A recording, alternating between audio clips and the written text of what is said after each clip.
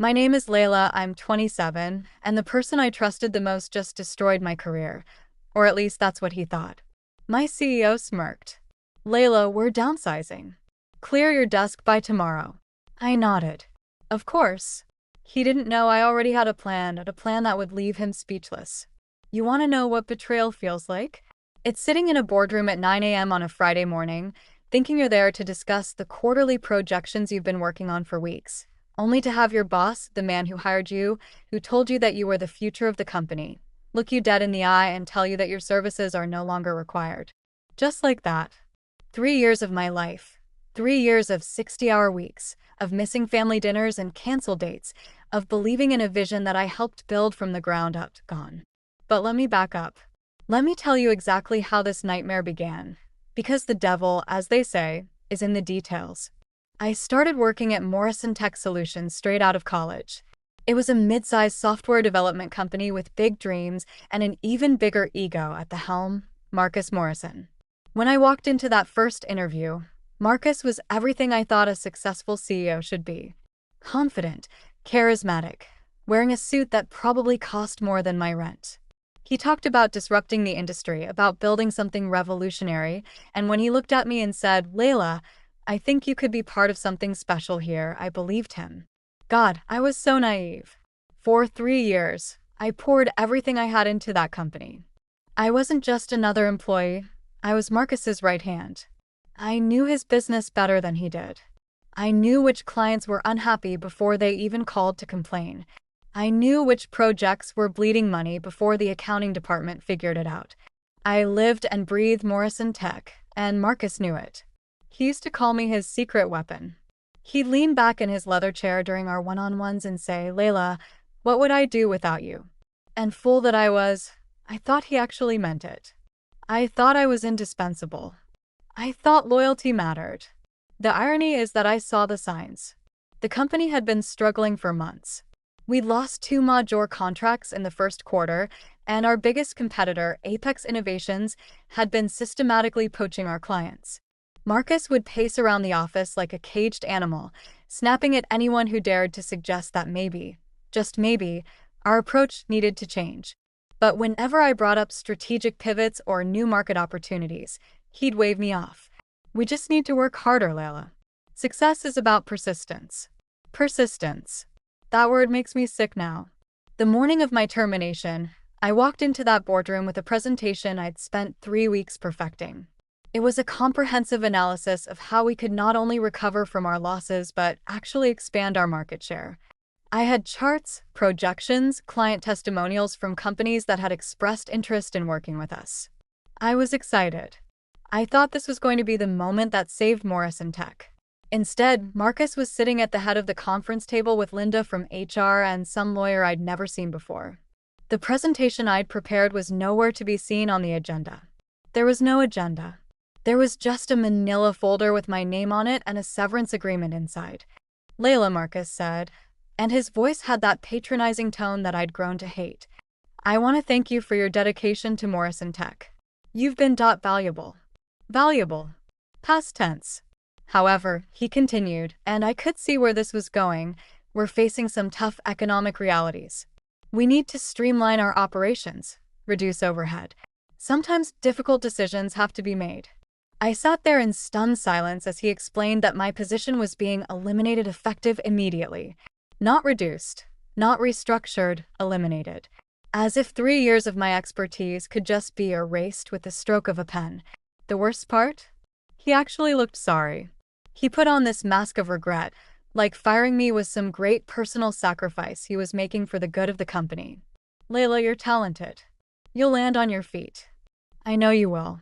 If you love stories where the underdog wins, hit that like button, subscribe for more, and comment below where you're watching from. I want to know who's cheering me on. But here's what Marcus didn't know. Here's what his arrogance blinded him to. While he was busy playing corporate politics and pretending that working harder was a substitute for working smarter, I had been having conversations. Conversations with people who actually recognized my worth. 3 months earlier, I'd been at an industry conference, one that Morrison Tech had sent me to because Marcus was too busy to attend himself. I was networking, as any good employee should, when I struck up a conversation with a woman named Sarah Chen at the coffee station. She introduced herself as the VP of Strategic Development at Apex Innovations, our biggest competitor. The company that Marcus loved to trash talk during staff meetings. Morrison Tech, Sarah had said when I told her where I worked. Marcus Morrison's company. Interesting. I expected her to say something cutting, something competitive. Instead, she looked genuinely curious. What's it like working there?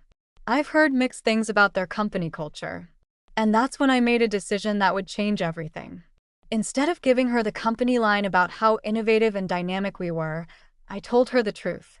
I told her about the outdated systems we were still using, about the client relationships that were deteriorating because Marcus refused to adapt to market changes, about the brilliant ideas that got shot down because they didn't fit his narrow vision.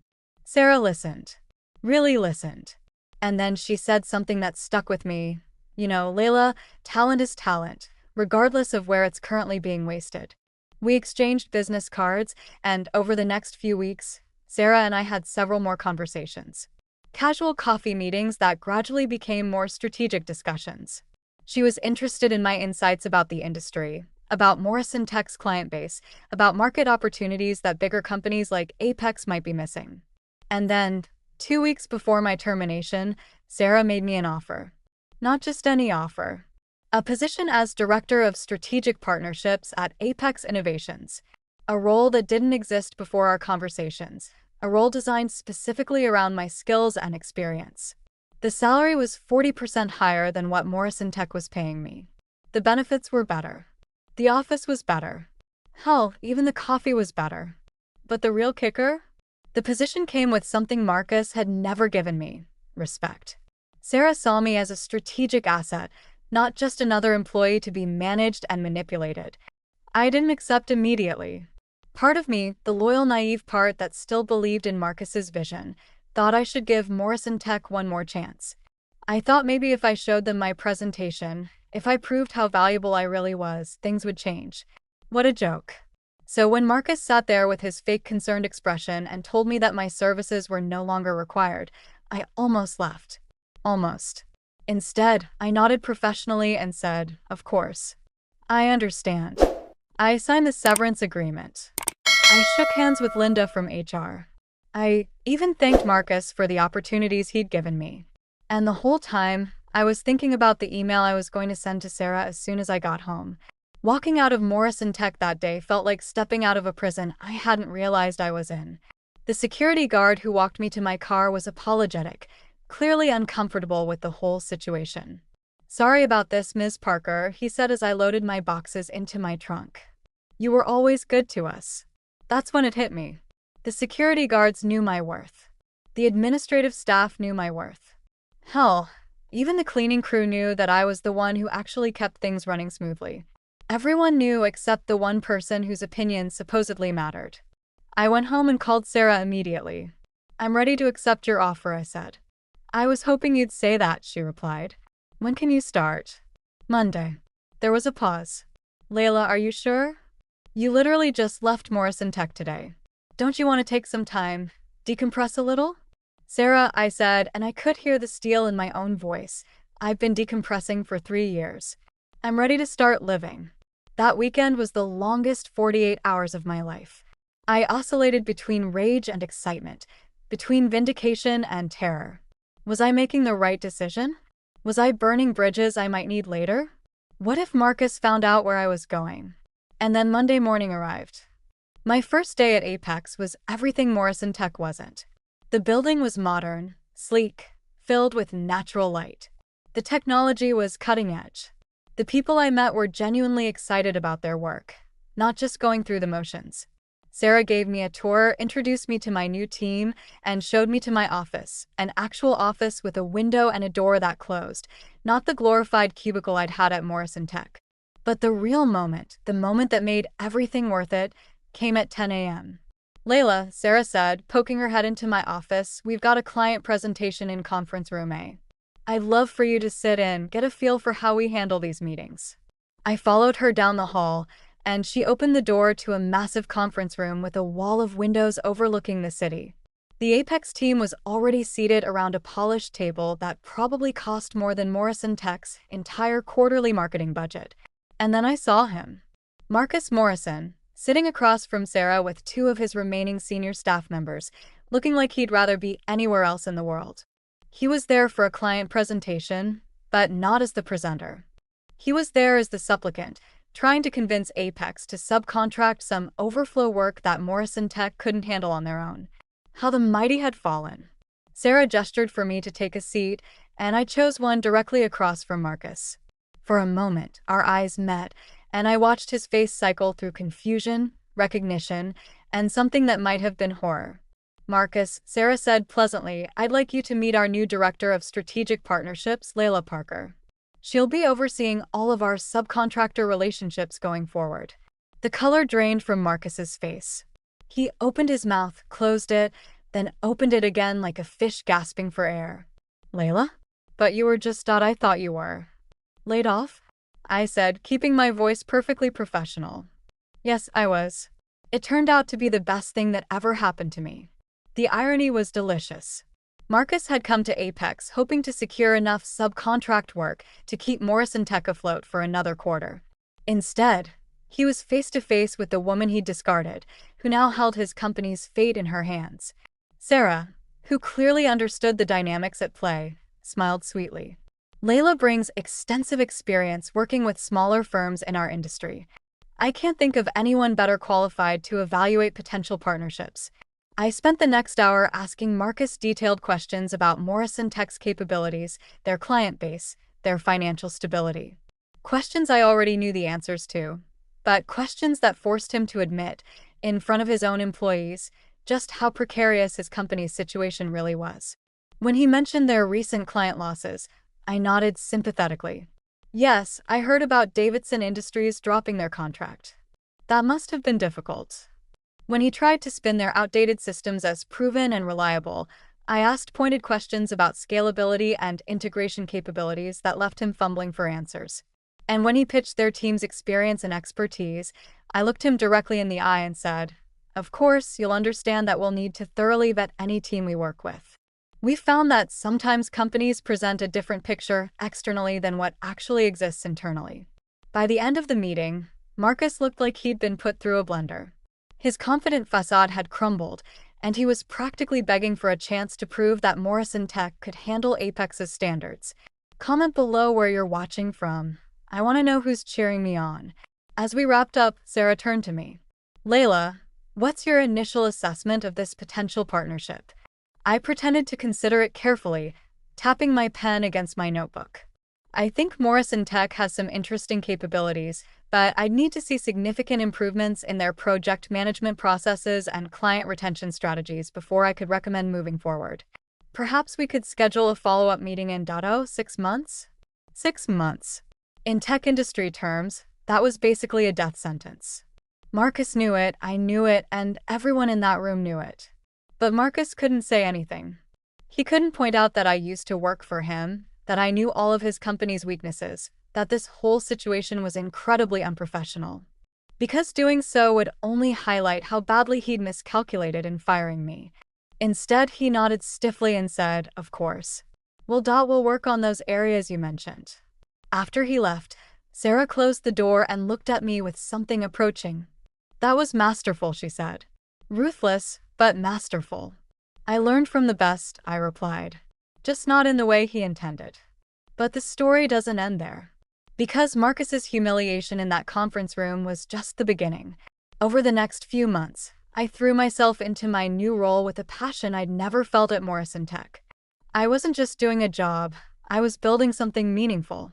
Sarah gave me the autonomy to pursue strategic partnerships that actually made sense, not just deals that fed someone's ego.